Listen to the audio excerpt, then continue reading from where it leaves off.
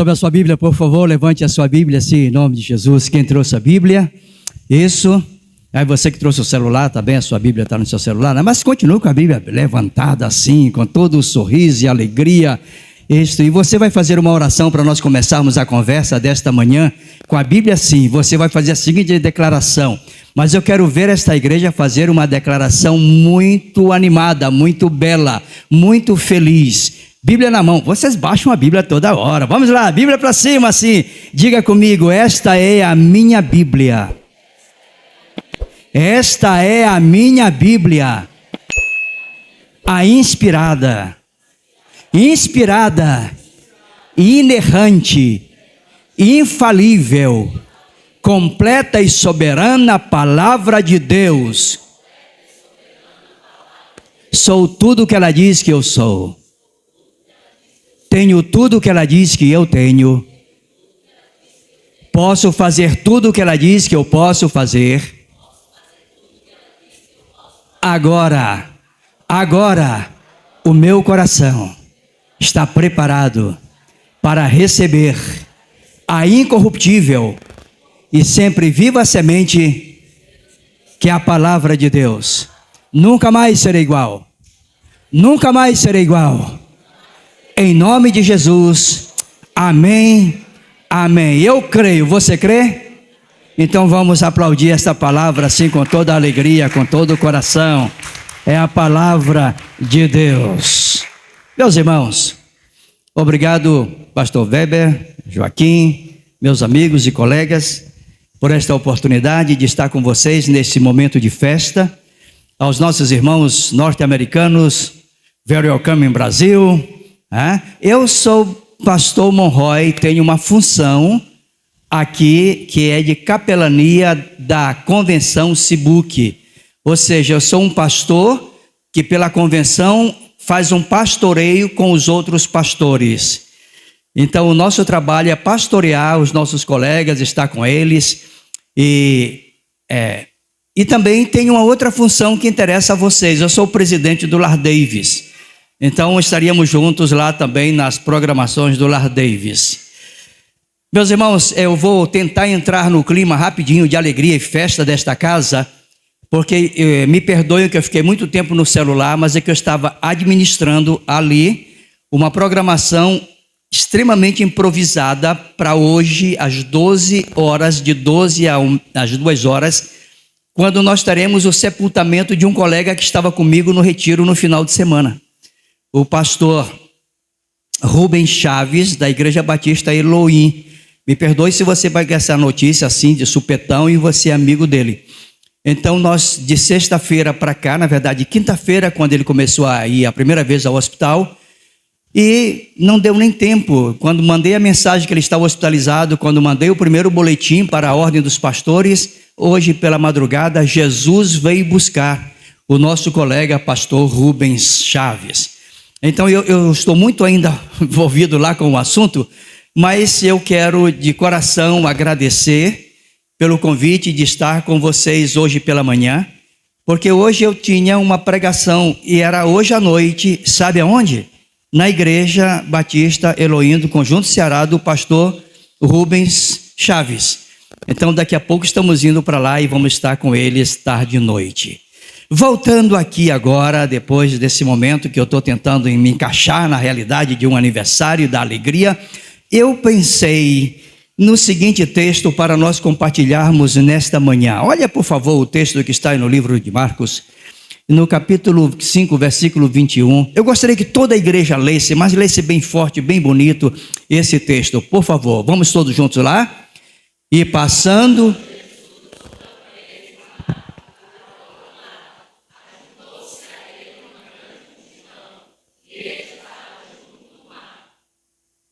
E eis que chegou um dos principais da sinagoga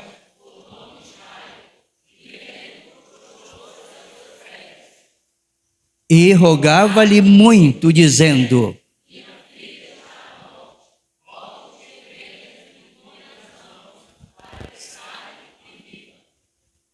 e foi com ele, e seguia uma grande multidão que o apertava. Estando ele ainda falando, chegaram alguns.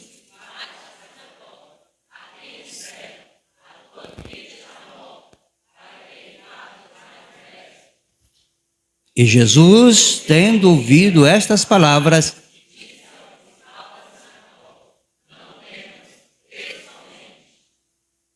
e não permitiu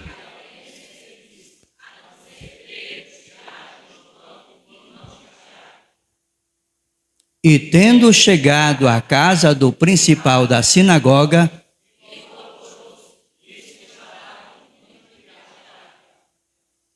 e entrando disse-lhes: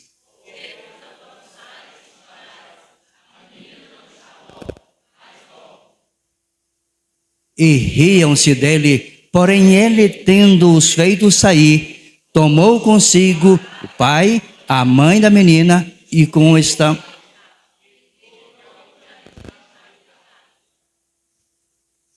E tomando a mão da menina, disse-lhe: Talita,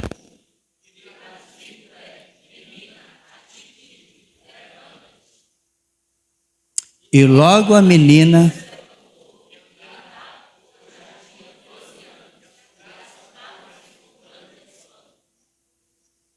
e mandou-lhes expressamente que ninguém o soubesse e que lhe dessem de comer. Meus irmãos, o versículo que eu trouxe para iniciar a reflexão, ele tem a ver exatamente, precisamente com esse momento que é 38, 39, quando Jesus chega na casa, Jesus viu um alvoroço, os que choravam e os que pranteavam muito, e entra ali e diz: por que vocês estão tão alvoroçados? Por que esse desespero? A menina não está morta, ela apenas dorme. E a Bíblia diz que eles começaram a fazer graça, a rir. Como quem diz: como é que nós sabemos que alguém está morta? E a mensagem dessa manhã eu quero convidar a igreja nos seus 40 anos a levar para casa no seu coração esta pergunta. Porque a pergunta é exatamente: qual é a diferença entre a perspectiva e a narrativa de Jesus e daquelas pessoas que ali estavam em relação à menina? Qual a diferença? Estão comigo, igreja? Sim?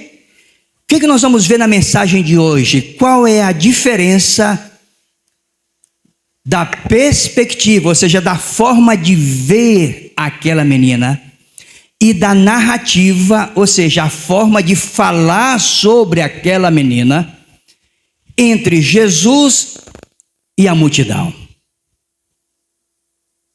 Aí eu quero que você coloque agora um tema para mim, por favor, para os nossos 40 anos de história. A importância de investir nas novas gerações. São 40 anos, meus irmãos, de história. Alguém estava aqui no dia que houve o culto de organização da igreja? Levante a mão assim. Naquele culto, amém. Qual é o nome do irmão? Jair? Estava lá. Nome do irmão aqui?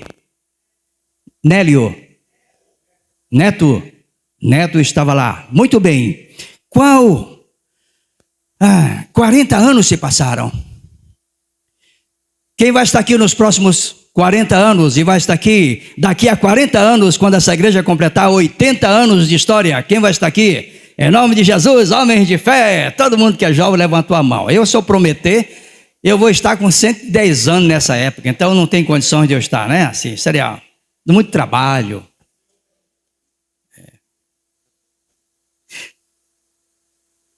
E o que essa igreja tem feito para se preparar para daqui a 40 anos ter alguém assentado nesses bancos? O que essa igreja está fazendo para, no aniversário de 80 anos, termos talvez ninguém de nós, mas alguém lotando esta casa? Nós estamos vivendo uma realidade no Ocidente, na América, no Brasil, no Ceará e no bairro José Walter, que é uma realidade onde todos estão olhando para uma geração, a geração dos nossos filhos, dos nossos netos. Essa geração X, geração Alfa, está olhando para uma geração e dizendo: estamos falando de uma geração perdida. É como se estivessem dizendo: não adianta fazer nada porque é uma geração morta. E a igreja, se não tiver cuidado, vai ter a mesma perspectiva do mundo e a mesma narrativa do mundo. Então, nos seus 40 anos, eu quero desafiar essa igreja a, como nunca na sua história, olhar para o seu desafio dos próximos 40 anos e dizer: nós, como Igreja Batista Betel, nesta cidade, vamos como nunca investir tudo que essa igreja tem e pode fazer na vida dos nossos filhos, adolescentes e nossas crianças. Amém, igreja? Só assim eu completo 40 anos com alegria. Quando eu tenho a visão de um futuro vitorioso, não olhando como o mundo dizendo: está morta. Não, eu digo: está apenas dormindo e nós vamos levantar essa geração do seu sono. Deixa-me dizer uma coisa. Tu e eu estamos olhando para essas novas gerações de adolescentes e crianças a partir da perspectiva do mundo ou a partir da perspectiva de Jesus? Essa é a minha pergunta. Qual vai ser a nossa atitude como igreja, honestamente? Com a perspectiva do mundo ou a perspectiva e narrativa de Jesus? Convido esta igreja a abrir o coração e voz com Jesus, dando voz a esta geração de adolescentes e crianças. Não é à toa que eu dirijo um orfanato, o Lar Davis, porque as crianças que chegam lá, elas são retiradas de estado de situação de vulnerabilidade social e risco, onde os seus maiores inimigos, as suas maiores ameaças são a sua própria família. E elas chegam lá totalmente deformadas, destruídas na mente, na perspectiva de futuro, de acreditar nas pessoas, de saber o que é receber um abraço sincero de alguém, de saber o que é ouvir de alguém: eu te amo. De entender que quando eu digo você é linda, você é bonito, eu não estou dizendo nada que não seja o discurso da morte que esse mundo oferece para nossas crianças. Eles não entendem. Precisa ser reconstruído a vida dessas crianças do Lar Davis. Se arranca do lixo social e leva para uma reconstrução. Novas gerações de jovens e crianças são uma causa perdida, igreja.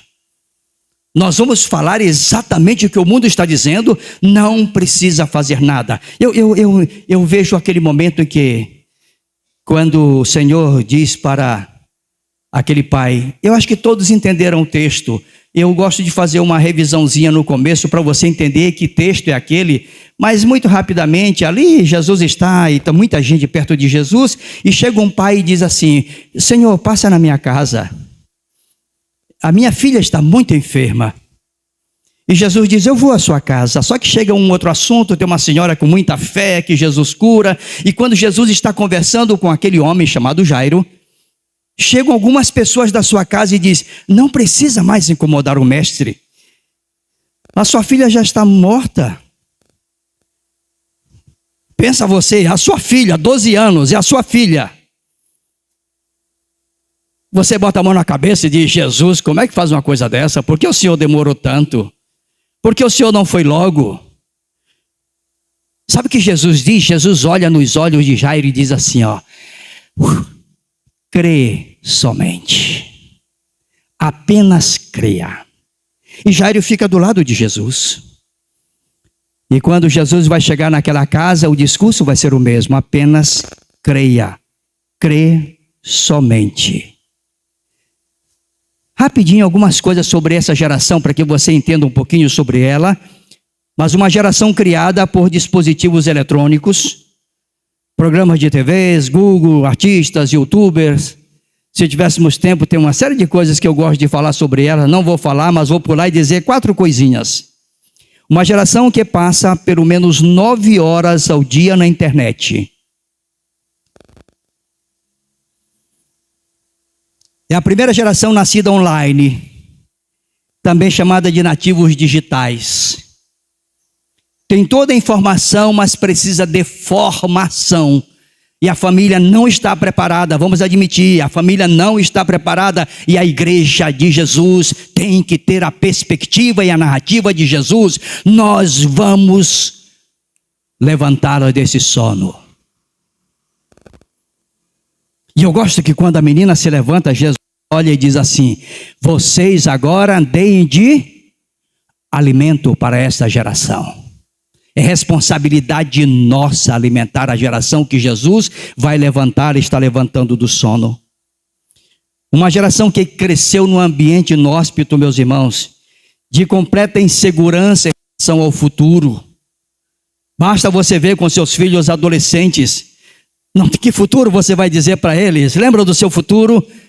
Você que é vovô como eu, lembra como é que era aqueles nossos tempos, que nós inventávamos os objetos de nossos brinquedos?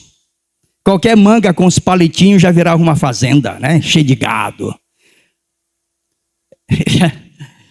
É uma geração, queridos, que cresceu num ambiente inóspito e completa insegurança. Uma geração que cresceu acostumada com individualidade que é lhe oferecido pela tecnologia. Ela prefere ficar fechada no seu quarto, no seu computador, no seu celular, muito mais do que estar mesmo fora com os amigos. Sim, então vamos estudar depois sobre essa geração. Weber, fica com você. Estude mais sobre essa geração, para que essa igreja entenda que não é o mesmo discurso. É uma geração que nos desafia. De acordo com o censo, meus irmãos, populacional da Datafolha de 2022, disse o seguinte: o percentual de jovens entre 16 a 24 anos que se considera sem religião atingiu a marca de 25%, e fala o comentarista, superando aqueles que se declaram católicos e aqueles que se declaram protestantes. Então o mundo está me dizendo, é uma geração ateia, agnóstica. O mundo está dizendo, é uma geração que está morta. Mas essa igreja não vai ter mais a perspectiva, a forma de ver, nem a narrativa, a forma de falar sobre esta geração. Esta igreja vai dizer, é uma geração que dorme, mas o Senhor Jesus vai levantá-la. Amém, igreja? Isso.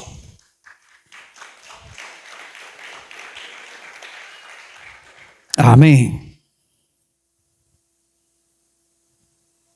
Como Deus vê essa geração, meus irmãos? Você acha que Deus vê essa geração como rebeldes?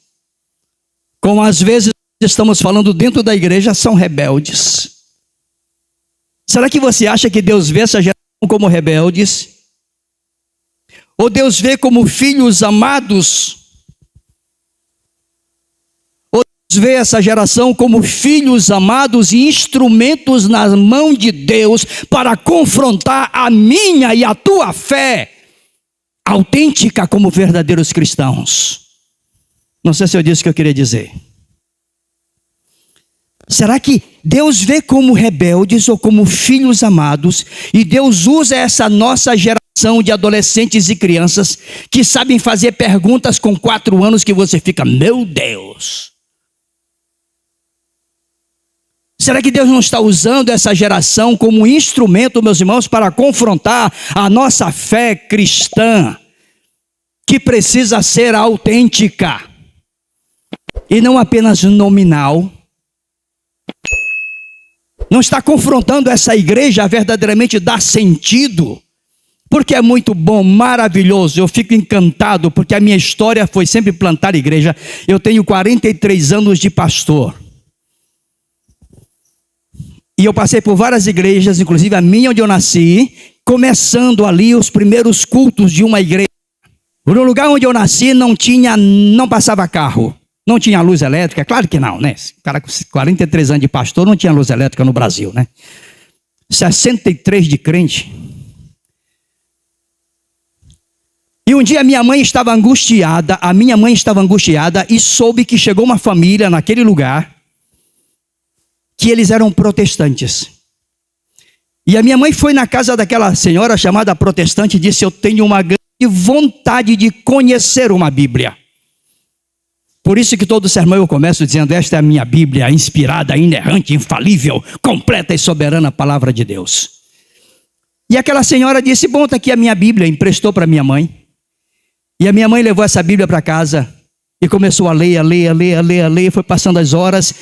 E minha mãe se envolve com a leitura da Bíblia e depois ela entra, e quando Jesus começa a ser levado para o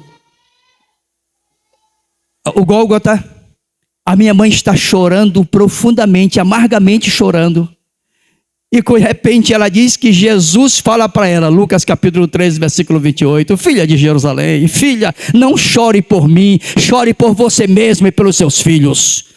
Ali, sem nenhum sermão, sem nenhuma música de fundo, a minha mãe declara Jesus como Salvador. E ali começou hoje, que é a primeira igreja batista na Maioba, que se chama Igreja Batista Nova Vida no Maiobão, São Luís, Passo do Lumiar, São José de Ribamar, por ali. Meus irmãos, assim é o evangelho de Jesus. Chega e diz: não está morta, eu vou levantar-lhe do sono. Deixa eu dizer para vocês aqui algumas propostas para os pais. Coisa rápida, porque eu sei que nós temos aqui uma programação, mas eu não quero sair daqui sem dizer isso para vocês. Vocês estão lembrados do que foi que Jesus fez quando chegou lá naquela casa? Ele subiu e foi visitar a menina, porque se vocês observaram, quando Jesus disse: crê somente, Jesus continuou andando agora para a casa da menina morta. E quando Jesus chegou, Jesus disse assim, ó: venha papai, venha mamãe. E olhou para aqueles discípulos, os três, e disse: venham comigo. E quando subiram para estar com aquela menina,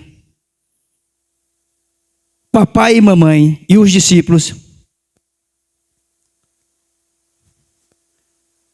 isso me diz uma coisa: Jesus quer levantar essa criança que você está pensando aí, este adolescente que você está pensando aí. Jesus quer levantá-lo deste sono.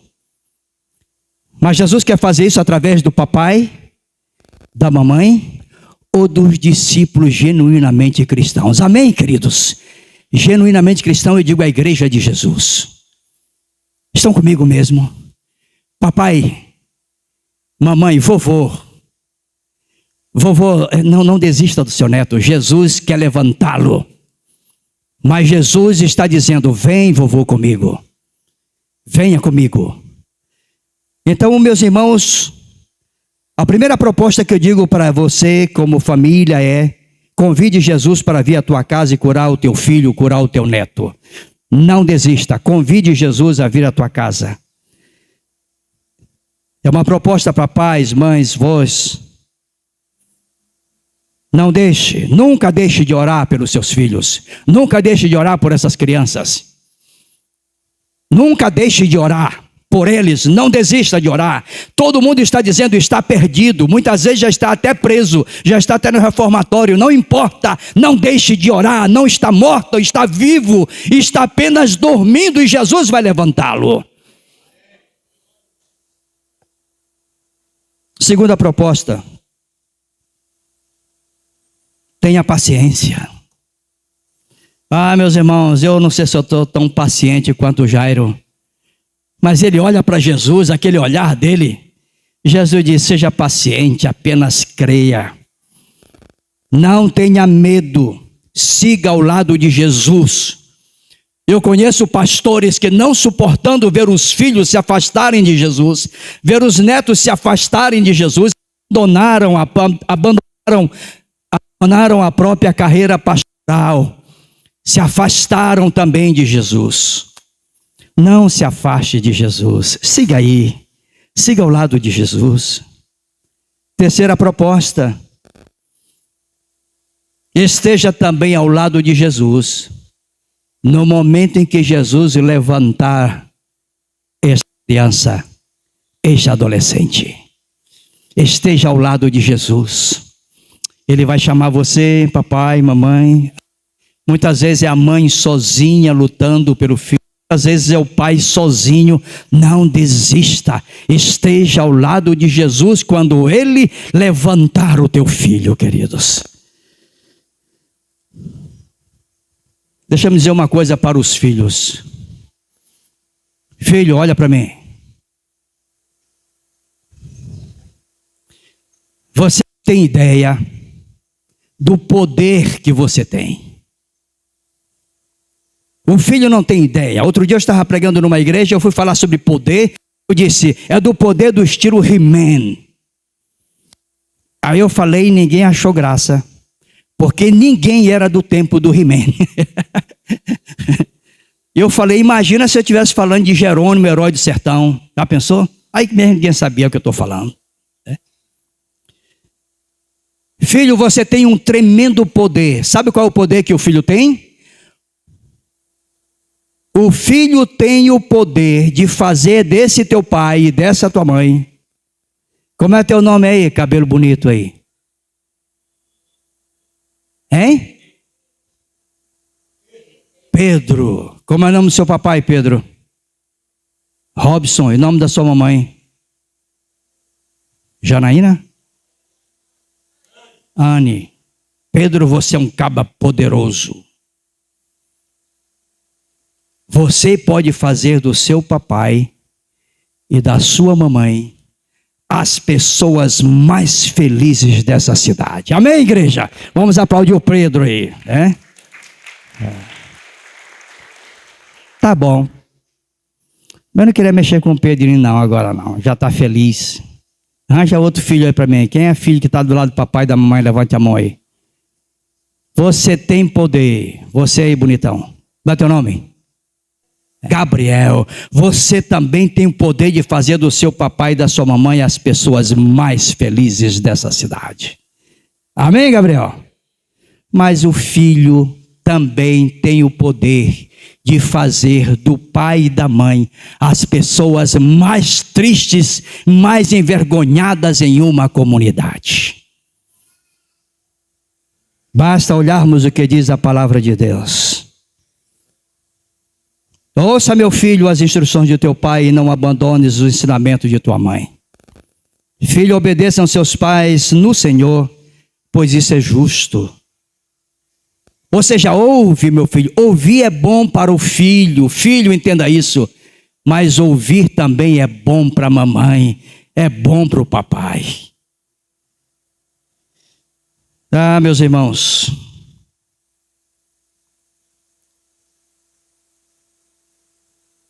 Quando filho de pessoas crentes, homens e mulheres tementes a Deus, resolvem declarar sua vida totalmente contra a fé dos seus pais. E eu tenho encontrado muito isso no meu ministério para cuidar e aconselhar. Acontece que os pais veem um tremendo fracasso na sua história como crente, como pastores ou como membros de igreja. É tão bonito ver o neto, aí o Nuno, vir aqui falar do seu pai, avô, servindo ao Senhor. É lindo demais. Eu também quero ter um filho. Vou falar igual o Chico Anísio. Eu também quero um filho assim, né? Ter um neto assim, no final dizer que eu sou neto do pastor Monroy. Todo avô quer ver isso. Deixa eu dizer um recado para os pais que muitas vezes estão angustiados. Porque aí se levanta logo um sentimento de culpa muito grande. Será que eu não dediquei tempo suficiente? Será que eu não fui obediente? Eu não estudei a Bíblia com eles em casa? Será que a minha vida em casa não foi um testemunho vivo? Muitas coisas vão passar pelo seu coração. Deixa eu dizer uma coisa rápida para vocês. Não saírem daqui e dizer, pastor, a gente faz tudo, mas não deu certo. Meus irmãos, o comportamento dos seus filhos e netos é o resultado do que é encontrado nos seus próprios corações deles. Ezequiel 18:20 disse, aquele que pecar morrerá, o filho não sofrerá o castigo pela iniquidade do pai, nem o pai suportará o castigo pela iniquidade do filho, a justiça do justo cairá sobre ele, e a maldade dos ímpios cairá sobre ele. Marcos capítulo 7 diz, porque do interior do coração do homem vêm os maus pensamentos, a imoralidade sexual, o roubo, o homicídio, o adultério, ganância, malícia, o engano, lascívia, inveja, calúnia, arrogância, loucura, todos esses males vêm de dentro e tornam o homem impuro. Deixa-me concluir esse raciocínio dizendo o seguinte, Deus responsabiliza os seus filhos e netos pelos pecados deles. Assim como Deus responsabiliza você, papai, mamãe e avô, pelos teus pecados. Cada um faz sua própria escolha individual. Vou dar 3 dicas para nós irmos para casa. Primeira dica, ninguém aqui será um pai perfeito. Pronto, respire. Ninguém aqui será um pai perfeito. Quando eu digo pai, estou dizendo mãe, avô, todo mundo. Mas todos aqui podem ser pais que oram pelos seus filhos. Bem, queridos? Todos.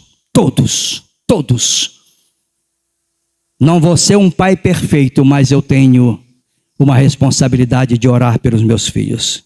A Bíblia diz que Jó, capítulo 1, 4 e 5, fez sacrifícios, oferecia. O cara tinha tudo, tinha riquezas. Mas ele levantava de madrugada para orar pelos seus filhos, caso pequem. Jó sabia que seus filhos gostavam de uma mesa farta.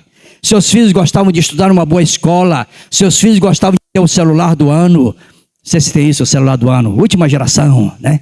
Seus filhos precisam de tudo isso, mas Jó sabia que mais do que isso, os seus filhos precisavam de Deus. Por isso Jó ia a Deus.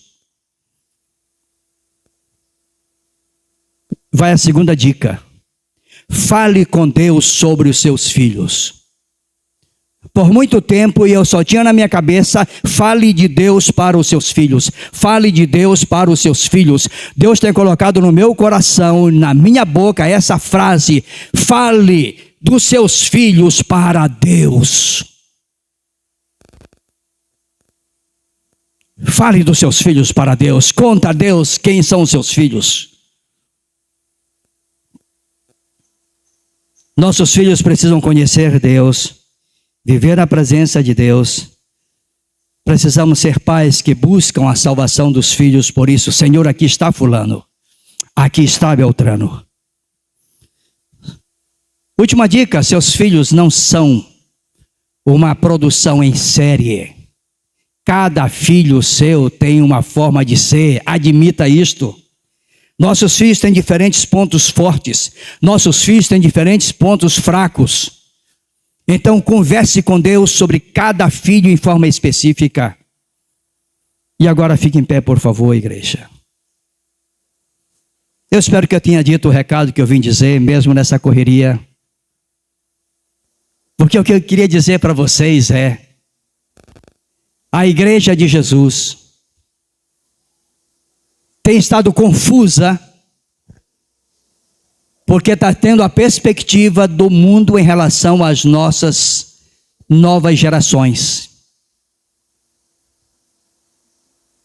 A igreja de Jesus está tendo a mesma narrativa do mundo em relação aos nossos filhos e netos. E o que eu vim dizer hoje nos seus 40 anos, é que vocês dediquem os próximos 40 anos com uma nova perspectiva e com uma nova narrativa. Não está perdido. Não está perdido. Jesus está levantando essa nova geração com um poder extraordinário. E quando nós completarmos os 80 anos, eles estarão aqui para a glória do Senhor. E o mundo saberá que Jesus não brinca de fazer igreja, meus irmãos.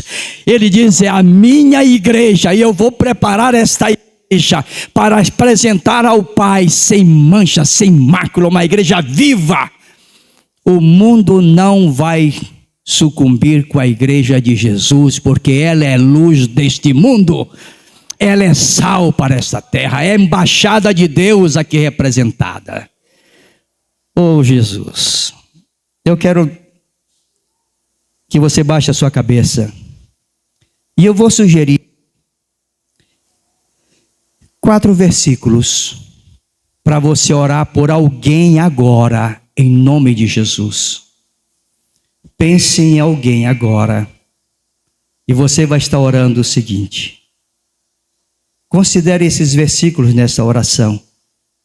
O seu filho tem mente, os pensamentos, tem os olhos, os ouvidos, e ore também pelas costas, pela proteção dos seus filhos.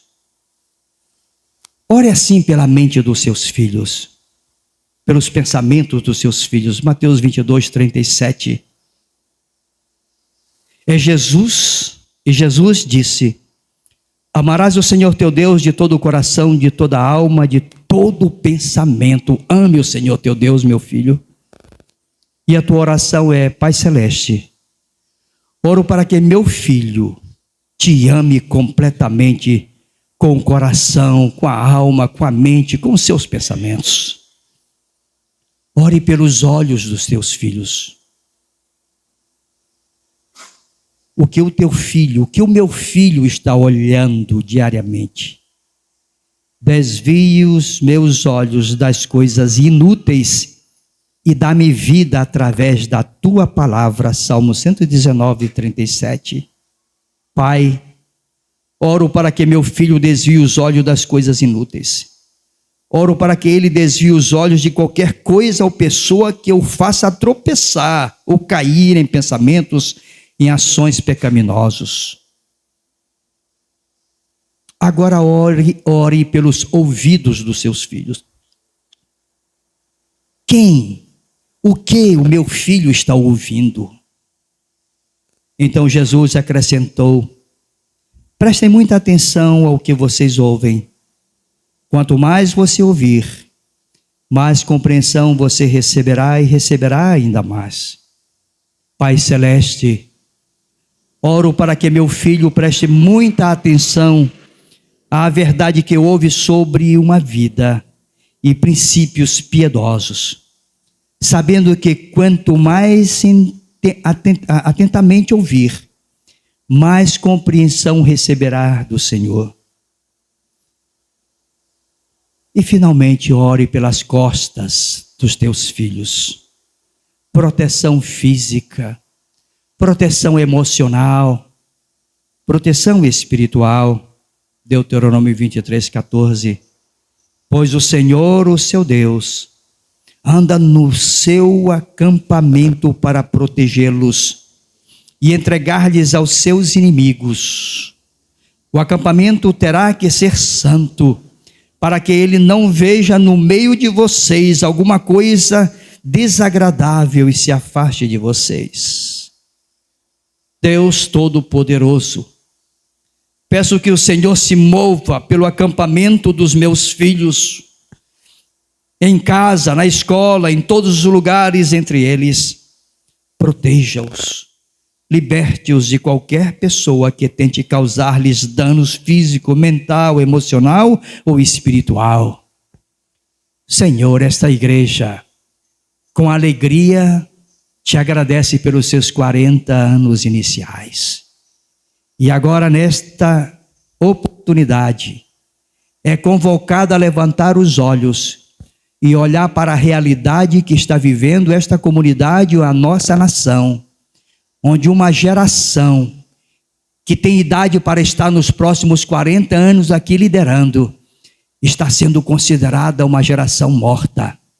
Mas nesta manhã, viemos dizer que nós queremos afinar a nossa perspectiva, a nossa forma de ver, e a nossa narrativa, a nossa forma de falar, dando voz a esta geração, porque o Senhor vai levantar no meio desta geração de adolescentes e crianças, homens e mulheres tementes a Deus, e o Evangelho de Jesus será vitorioso.